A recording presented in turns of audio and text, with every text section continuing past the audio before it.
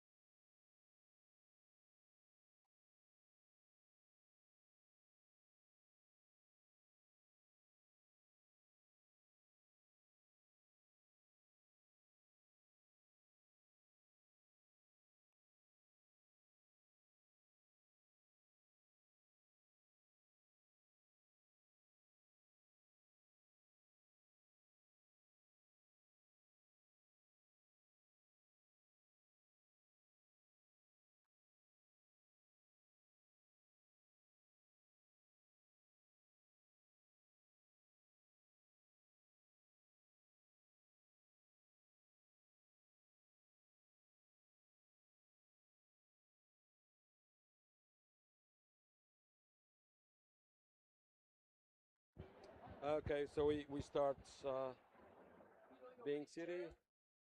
Ah, okay, okay. So there is.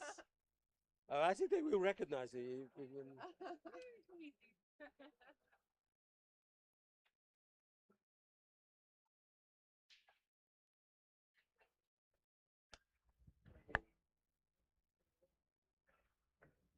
And this one, is this one working?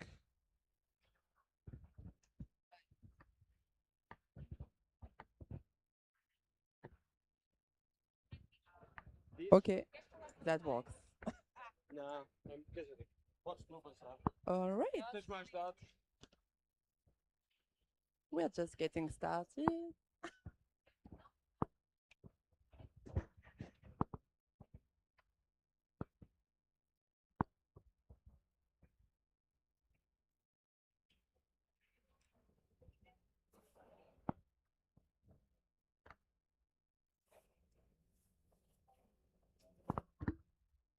Dois. Okay. This one is working.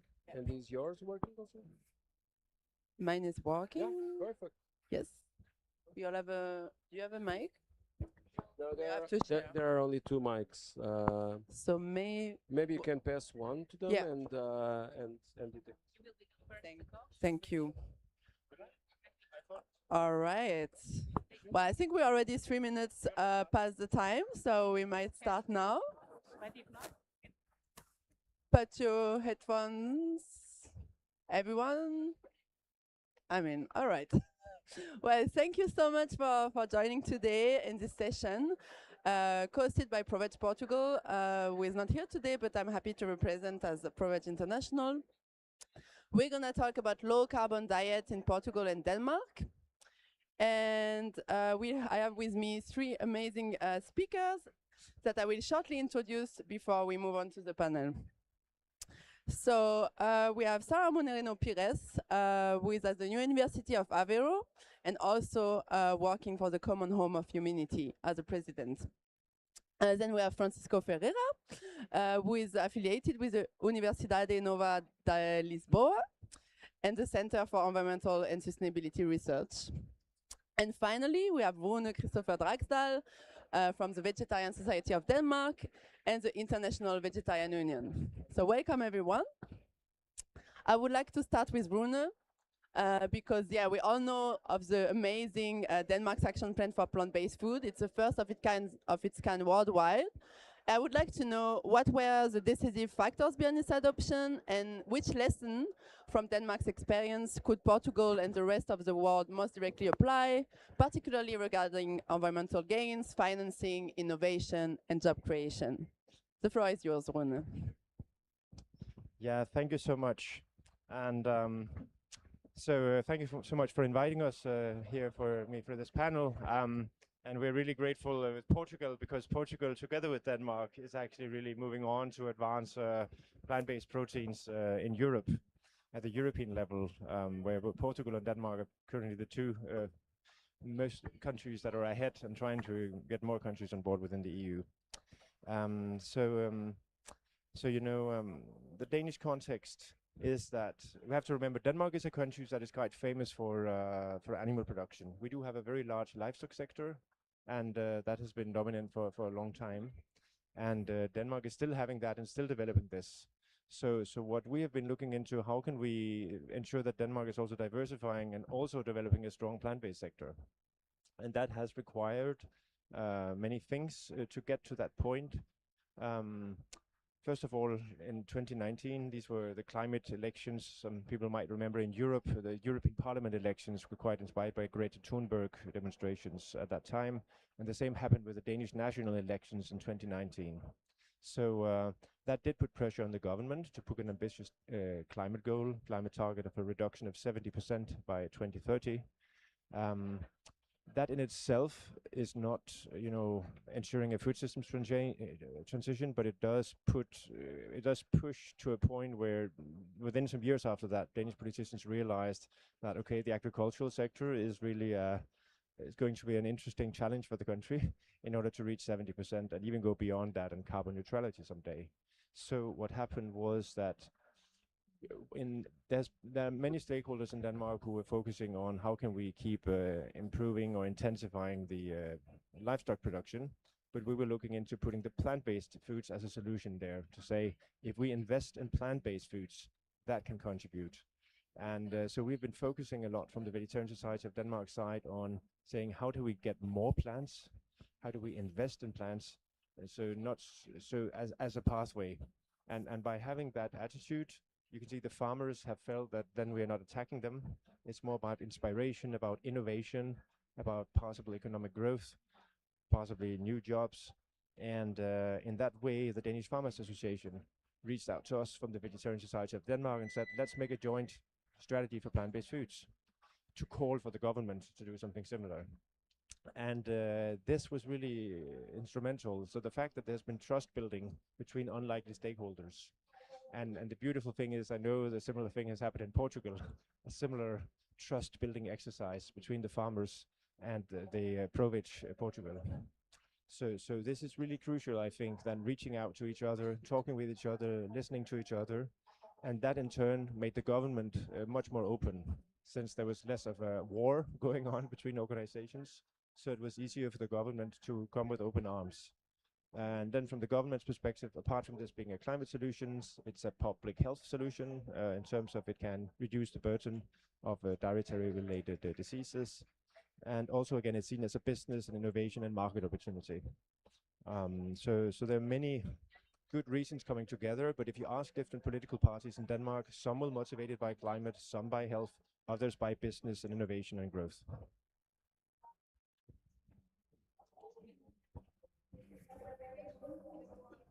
Thank you, Rune. Yeah, I think that's really important what you're saying, because multi-stakeholder collaboration is essential, and I think we really need to all agree that we're working towards the same thing, which is fighting climate change, and we're not working against each other. So we need to collaborate and have more of these ambitious plans that includes everyone. So now I would like to move to Sarah. Sarah, Portugal included the promotion of legumes and national plant protein strategy in its climate plan 2030. What practical and economically sustainable measures could help ensure the effective implementation of this initiative? And why is plant protein a valuable food for the sustainability of the food systems? Thank you, and thank you so much for the invitation to be here. If I may, I would like to start this by saying that it's really important that we are discussing here at the COP on climate. And it's also very important because the recent Lancet report has again showed us or proved that the food system is responsible for crossing 5 planetary boundaries, so for the disruption on the climate stability. So it's also good to know that current NDCs, more than 90% of the current NDCs of the countries are already putting agriculture, the food system inside within those compromises. But only 1/3 is talking about food consumption or changing diets or agriculture production. So we see, I'm happy to see that the food system is slowly considered in this climate talk. So it's really important. And it's really important also for Portugal, because before I answer your question, I will maybe try to link both the why and the importance of what we are proposing. Because the context of Portugal is quite particular. I'm not sure if you know, but we are one of the highest fish consumption countries in the world. So our food footprint is very intensive due to the consumption of animal protein. So in a recent study developed by the Hot or Cool Institute in Germany, they have assessed the carbon footprint of the lifestyles of 25 countries. Denmark was not included in that study, so I cannot compare Portugal with Denmark. But Portugal was, in the 25 countries analyzed, Portugal was the 8th country with the highest carbon footprint. And the main reason for that, why are we the 8th country higher than Japan, higher than France, higher or worse than the United Kingdom? The main reason is transportation, so it's 40% of our carbon emissions. But the second main reason is food consumption, is the food system. So it's 32% of the carbon footprint. But if we also assess the ecological footprint, that is more than carbon, and it includes the use of natural resources more broadly, we developed a study in Portugal that assessed the ecological footprint of 18 municipalities and the whole country. And food there, with the ecological footprint perspective, was the main driver of our environmental impact. It was 10 points percent more than transportation. So food was even more important than transportation. 30% of our food footprint. Due to 50% of this impact was due to animal protein consumption. So we have a high consumption of animal protein. We have high food waste on that. We import a lot. We depend on 70% of what we eat. We depend from other countries. So food security is also very important. So the context is that, yes, we need to change. We need to change, first of all, to stop food waste, because independently if it is plant-based or animal-based, it's really important to target the reduction of food waste. But it's also important that we also support our agriculture to change our agricultural system to a more plant-based production, because we are not sufficient on that, and we are still doing an intensive monoculture in that as well. So we need to change the way we produce as well. And we need to change diets, and we need to change the culture, or the food culture, that is very difficult, very challenging for the Portuguese. Let me also tell you one recent finding of a survey on food habits in Portugal that was just released last week from a Portuguese university, ICS. And they revealed that if you ask Portuguese people what are their favorite meal, 95%, so is the highest, 95% put meat or fish in their favorite ideal meal. So the cultural habits of the Portuguese are still not prepared. The young are changing, the young people are changing, so they are more able to eat and to start plant-based consumption. And so we also need to get to the citizens. So we also need education. We also need capacity building for the citizens to realize that they may not change completely their diets, but they need to change some of their perceptions on the food impacts. So they need to realize that they can reduce a little bit the food consumption at, I'm sorry. And they also can avoid food waste, they also buy more. 80% of Portuguese buy at the supermarkets and big supermarkets. So we also need to involve them. That was one of the things that I wanted to say to you. We also need to involve the local farmers, the producers, but we also, really important is to involve the big supermarkets chains to realize that they have here a role to give more importance to this plant-based. Let me just say one thing, and then you have time. Okay. Because yes, we have this intention to this national strategy for increasing the plant-based consumption. I would prefer that this strategy for plant-based would be a stronger action plan, not a strategy that would be a stronger action plan in a broader national strategy for sustainable food systems, because we don't have a national strategy for sustainable food systems. We have for healthy food systems. So I would say that for me, it would be really important that we target this action plan for increasing plant-based together with the other perspectives of the food system.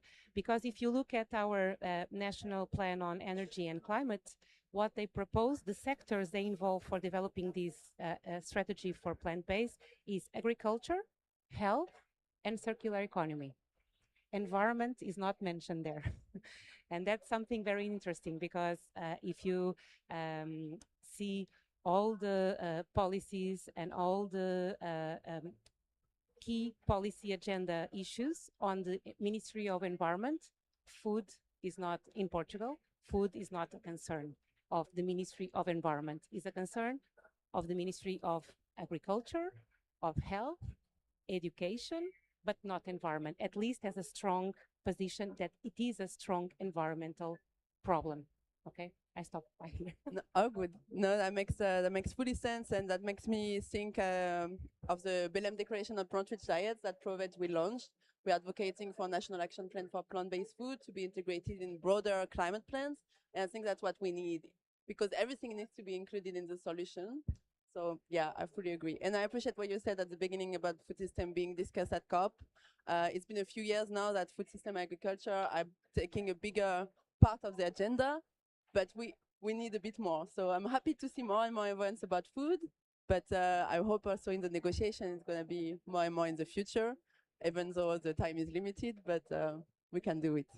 So now I would like to turn to Francisco and ask you some question about your, given your expertise, how do you assess Portugal's level of ambition in relation to the urgent need to reduce its food footprint? And what are the most effective instruments, in your opinion, to engage civil society and shift consumer patterns, especially regarding legumes? Okay. First of all, let me tell you that I'm here, in fact, in a kind of a double hat position, because I'm both the director of SENS, which is a research center of Nova University in Lisbon, and at the same time I'm the president of Zero. Zero is an environmental NGO, quite active in these matters. And first is to let you know that it was actually Zero that insisted a lot to include the issue of plant-based, the integration of plant-based food systems in the energy and climate national plan, because it was completely out. And during the public discussion, we managed to include that component, even though, as we just said, as Sarah said, we tend to look more at the health and agriculture and not much to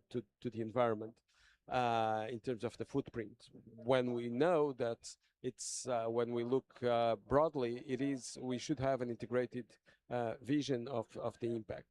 Now, to be fully honest, I think that the main drivers that we should insist in Portugal to actually go to a plant-based food system, changing what is now, and just complementing a little bit what Sarah said, we're the third in the world in terms of fish consumption per capita, around 63 kilos per person per year, and also with a heavy weight on meat consumption. And what we decided to to consider is, and we're working actually internally, we decided to communicate two main issues. We're not also talking about the environment. We're focusing exactly on health and carbon. We found out that these two issues might be the key drivers for people to actually change their behavior and think about the amount of meat and fish consumption, and as a double benefit, as a win-win situation when you change your food habits. We could talk about, and we thought, let's talk about agriculture, which is absolutely key, because Portugal, for instance, is highly dependent on import of food for animals, of animal food, and if you actually lower, if you go through the through the energy food chain, you know that you have not only a huge energy benefit if you go to the first producer, but also in this case you have a huge benefit in terms of the costs for the country. And the type of crops that we are being promoting in Portugal, unfortunately, are more direct also to animal feed and not to direct legume production and cereals and so to summarize a little bit, in terms of communication, definitely goes through health and carbon. Internally, in terms of lobbying, in terms of actions, in terms of doing our job with the government, it's basically indeed agriculture. It's the most important one, and also environment. And the third aspect, which is companies and municipalities. It's basically to improve and discuss the availability of plant-based products. Sarah talked a little bit about the supermarkets, and there is one particular issue that we found as critical. Sustainability should be the least costly choice. And what we see is that for certain plant-based products that is true, for others is not. And we really need to explain people that what is the selection that they can do to actually lower their family budget in order also to get a better choice in terms of their food system. Just to finalize, to say that one of the critical things that we managed is that we asked people in several events that we have been participating, why don't you opt, why don't you select a more plant-based food and meals, and people mostly answer two things. The first is that, oh, I don't know if it is what the benefits are, and people don't think about the health, okay. And the second thing is that they don't know how to prepare meals in terms of variety, content, and flavor as they know with the fish and meat. Those are the two main obstacles, I would say, are now critical when you look at, and this is true not only for people, but also for the persons responsible for the meals in companies, in municipalities, in schools. I think I already touched a lot of topics. So back to No, you. but I fully agree. I hear the same thing from I don't know. I'm just gonna give you the mic. I hear the same thing. I think yeah, when you want to eat more plant-based, you also need to know how to get nutritious food from different elements. So it's a bit more complicated in a sense because you need to like give the knowledge to the people. But I think that's why some organizations like ours are also here to give tools and help people to have a nutritious, affordable plant-based diet. I also wanted to say something else. Oh yeah, about the caterers. We also have at Proveg, I'm also going to advertise a bit of our work, but we have different programs when we help caterers, whether it's school meals programs. Also, we have developed a guide for the UN large-scale events for sustainable catering. So we have those kind of information available for them if they want to try and, well, at least try and see how it's like received by the public and the consumers. So I think now we can open to questions from the audience if there are any. Don't be shy.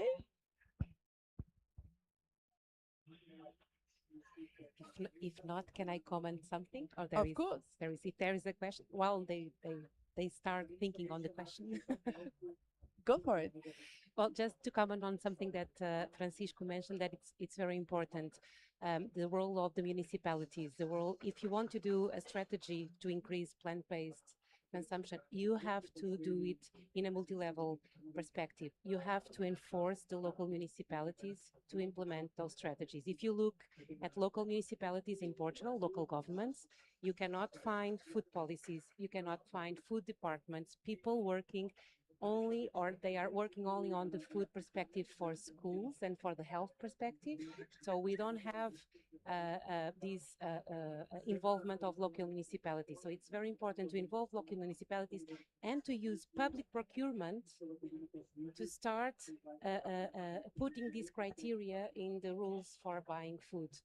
It's very important in the work that we do at higher education institutions, in universities, and it's even, in our case, in universities, so difficult to change. So I think it's also a process that we start using the legal procedures, the financing procedures to start pushing for these changes through public procurement, for instance. Yeah, so I think I want to elaborate that we, of course, it's so great to see, Portugal on its way to, yeah, it would be wonderful if it would become an action plan, as you're saying. A strategy and an action plan can sound like it's the same, but we actually did emphasize the word action plan in Denmark, because at least it should contain more action, while a strategy can be a bit more vague. But let's see, we are hoping to see what comes out of Portugal. But whether we're talking about Portugal or other countries, we fundamentally do need funding is really important. And of course, in some countries, the funding may not be available or not be prioritized. We're also hoping to work for some EU funding mechanism for this, and even a global one. This may sound very ambitious and challenging, but it's needed still. And that's because we believe a lot in the carrot, not the stick. So if we want to avoid this becoming this, there's always a risk of a culture war here. There's always a risk of Trump-like positions in this debate. Parties who will try to use this question of meat or plant-based to just create divides.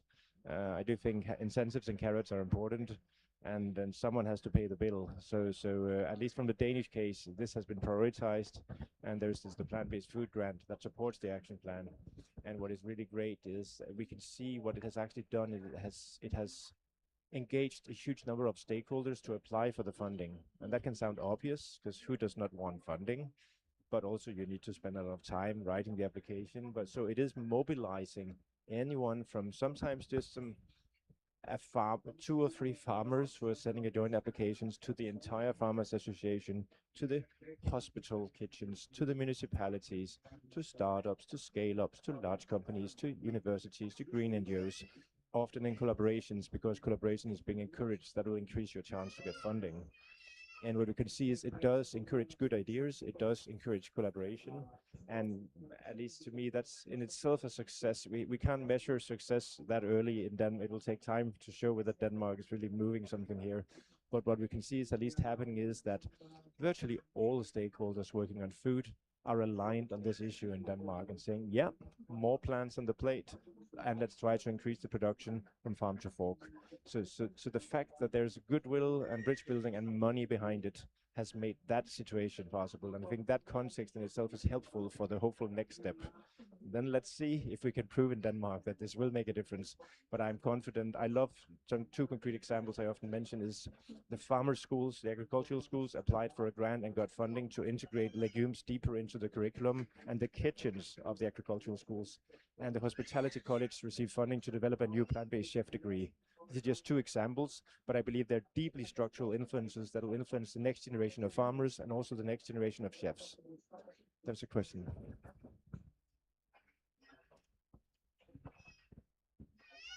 Perfect. Hello, can you hear me? Yes? Okay, now I can.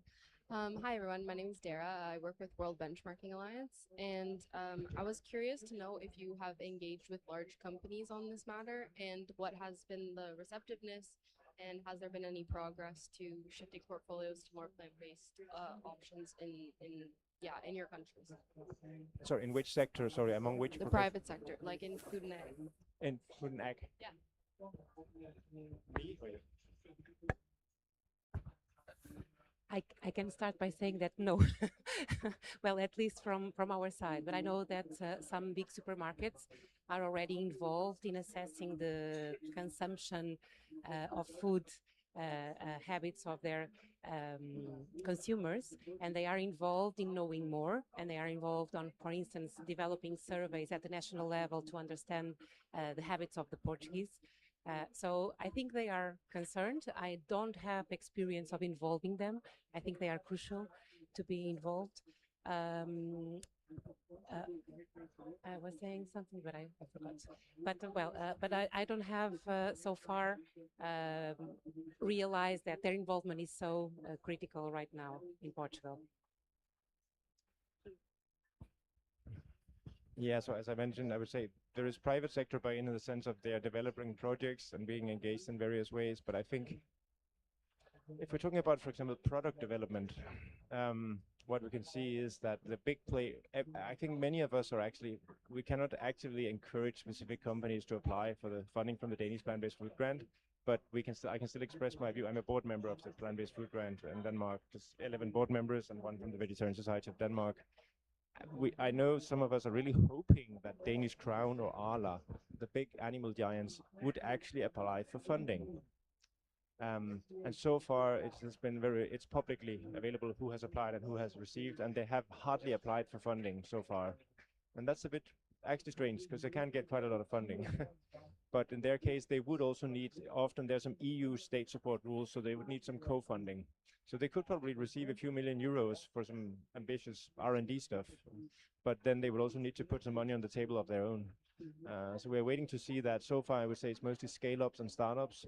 But what we do see is, apart from there, in many cases, we've actually seen a few different startups or scale-ups sending joint applications with the joint forces. So they have a strength and try to make an even better product together. That's wonderful. That's exactly what we want to see. Then on retailers, that's another part of the private sector. I mentioned food service sector in Denmark is going well, both private and public kitchens. Lots of education funding from the government for that. But retailers, Denmark is definitely not a leader in terms of retailers. Part of the problem is that we have too many supermarkets. So each supermarket is half the size in other countries, which means there's a huge competition over shelf space. So we do have a particular structural problem with our retailers in Denmark, which means private consumption is really barely moving. Private consumption. But the intention to change is there, but the supermarkets, because of fight over shelf space, it's almost stagnant. But we're working on it within Denmark and hoping at some point to unite the retailers to do something jointly. But in the meantime, the public, private, professional kitchens, they're moving very fast in Denmark now. Thank you. I would just like to add, not for Denmark or Portugal, but our German office is doing a lot of work with retailers as well. It's not my expertise, so I don't want to say anything wrong. But if you're interested, I'm also happy to put you in touch with our corporate engagement team, because we have a lot of good projects going on there. Did you want to add something? No. Any?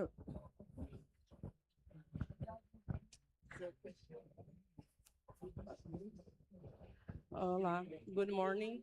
Sorry because I'm fully busy with babies and works and everything, but I'm here because I'm a lawyer and I work with indigenous people and Afro fashion in communities, local communities.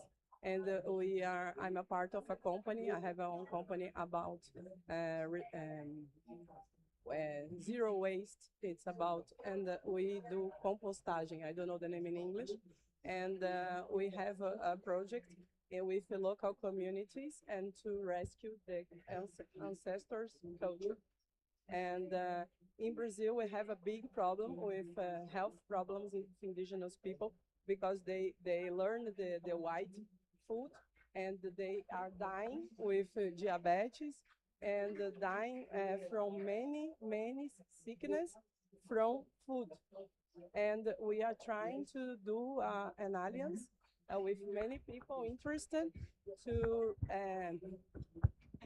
to kind of a rebirth of the indigenous culture. That's why Belém was chosen by Ministra Marina Silva, that we work together also with these local communities because they have much more to teach us than the contrary. We are facing now this heating and all these problems because we just let them out of the process. And as a mother, I'm also part of the UN Mothers to kind of democrat this gray zone, not blue, this gray zone designed to white men without kids when we are always asking like poor to have a space and a voice. And so that I would like to hear from you, what do you think about this forest, this heating that we face all over the year? Because for Europeans, it's very comfortable to talk about climate changes because you have 1 month and a half of heating. And here we have this open all year. It's like an open bar of heating. And I live in Rio and I faced 49 degrees in January, 49. I went to the hospital and I'm Afro-Indigenous. I'm very strong. And I went to the hospital 2 times because I was pregnant. And that's what we are facing in Rio, in Bahia. And now in Bahia is a terrible tempestade. And so this is a big, huge problem. That's why we need to talk about justice, because we are facing horrible horrible days. The summer is coming, the rain is destroying everything. And they are not able to hear, not even to negotiate 1 degree Celsius. Thank you. Does anyone want go for it? Ron? Yeah. No, thank you so much for your comments and for your sharings. And I feel, coming from a global north country, coming from Denmark, I really feel the world is very unfair and unequal in many ways. And the global north bears a lot of responsibility historically for what is happening in terms of the climate. One thing which is tricky, I think, related to both energy consumption but also food habits is that, some of the bad habits from the global north are being adopted also in the global south. And there are various reasons for that. Within my own field of work, within, you can say, the diets, the story, the one example I usually mention, sorry if 1 or 2% have heard it before, but actually 125 years ago in Japan, no one was eating beef in Japan. There was no beef consumption in Japan. But then the Japanese emperor, he was looking to the West, he was looking to Europe and America and saying, they're eating beef and they're very advanced and civilized. So we should also eat beef like they're doing. So the Japanese Emperor Meiji started eating beef and the rest of Japan started eating beef. And this is just one example, but throughout history you can see that it's not that eating beef is bad, but the quantity of beef consumption has become so high that it's a major disaster around the world, including for the deforestation in the Amazon, has harmful effects on indigenous communities. And also in the case of Denmark, we have a huge industrial pig production where we import soy feed. We import soy feed from the Amazon to feed the pigs in Denmark. So the world can inspire each other in negative ways to adopt bad habits, but we can also try to inspire each other in good ways. So in the case of, you also mentioned, but just briefly about health. When Denmark is talking about plant-based foods, Denmark is talking both about whole foods, actually trying to encourage people to eat fish-ao, to eat whole foods in Denmark, but also when processing is made, the Danish government is encouraging milder processing. So like when you do not highly processed, not ultra processed, but like mild techniques where you use like heat or pressure, not where you use chemicals and stuff. So that is a focus of the Danish government, and we really hope that Denmark can inspire other countries that when some processing is made, it should be healthier forms of processing. We hope we can inspire that in other countries as well. Yeah, just to say that indeed, I think that unfortunately, it's the impact of climate change that we have in different parts of the world, including in Brazil, including in Portugal, is a hook for us to actually make this connection with the food system, and people, sometimes they just don't correlate. The problem is that we, and it's true, we look a lot at fossil fuels, and we forget food. And indeed, food is connected with fossil fuels when we have goods traveling worldwide by ship or by plane. When we have a lot of weight of greenhouse gases emissions, also in terms of production. So basically, we also have to explain these indirect impacts of the food system, or the priority that we should give to the food system besides fossil fuel burning.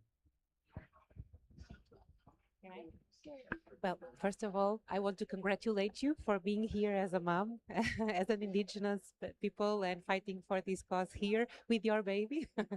So congratulations for that. We need a lot of that strength with us.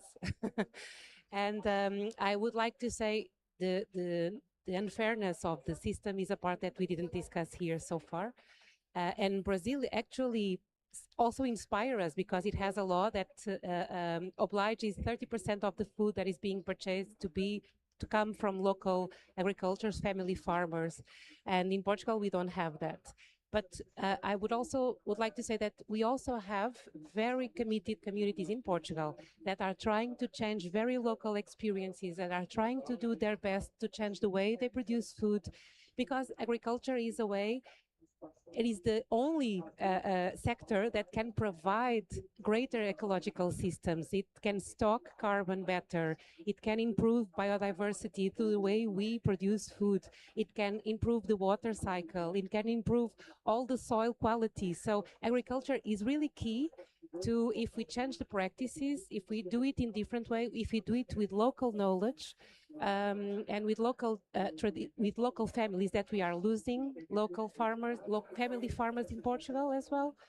And so we need to see that changing these very local status and very way of producing food is very important. We have very good practices in Portugal as well. Mertula is a place where I invite you to know and to exchange knowledge, because they are doing an amazing job in a region in Portugal where it's always very hot as well, and very dry soil, very dry ecosystem context. So it's also challenging for them. So we are doing something that is very positive. We need to bring their voices up to know what they are doing and join forces with you, because we are all together, being in with different cultural contexts, with different impacts and responsibilities on what we are doing. We need to learn that we also have a large community of small people doing their best to improve what we are doing. So thank you. Thank you. And yeah, on a personal note, I would just like to say that it's very humbling to be here and fight for climate change. Like, it's very easy when I'm in Berlin in my office, and I hope everyone understands now what the consequences are, because yeah, no one wants to live like that forever, and I do hope we can make some change together. We're unfortunately at the end of the event, but yeah, I think it was amazing to talk with you three and with this audience. So I would like to thank you so much for joining, and if you want to keep in touch, we'll just be around for a few minutes. So yeah, happy to connect. Thank you so much. Thank you.